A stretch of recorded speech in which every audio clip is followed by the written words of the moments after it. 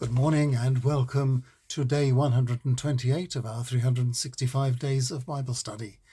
We are moving now to look at the part of the Old Testament which is concerned with the statutes and the laws of old Israel, and particularly at the moment to the laws relating to human behaviour towards other humans.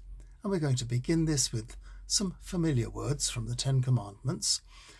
This I'm quoting from the book of Exodus, chapter 20, verses 12 to 17. Respect your parents, and you will live a long time in the land I'm giving you.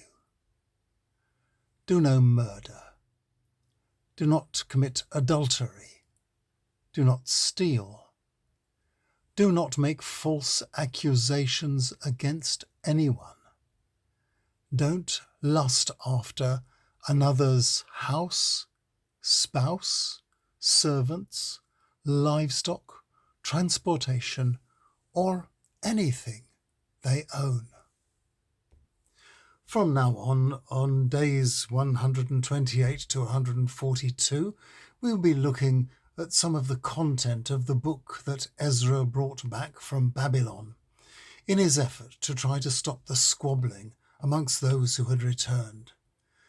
Because the existing texts appear to have been edited to favour Ezra's version of events for religious reasons, we don't know for sure whether he brought the law back because he felt he needed to, or because he was sent for by Nehemiah, the civil governor, or had it been on the orders of the Persian emperor himself.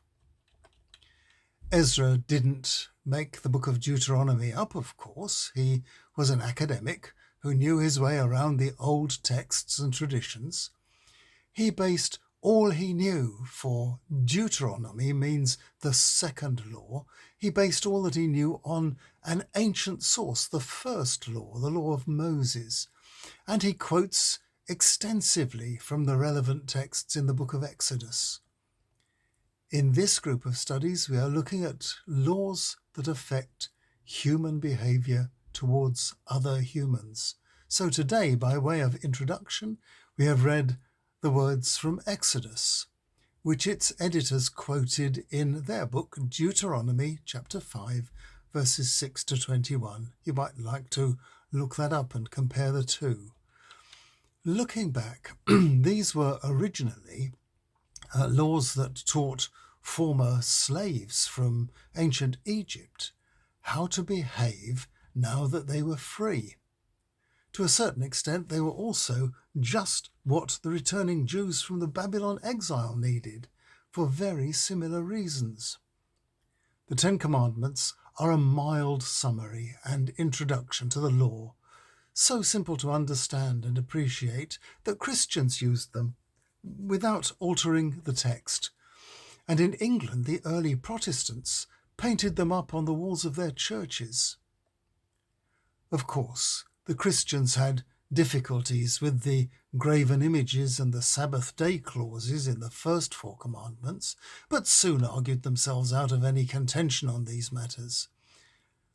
And these social laws, which we have read today, that form the last 6 commandments, they have stood the test of time.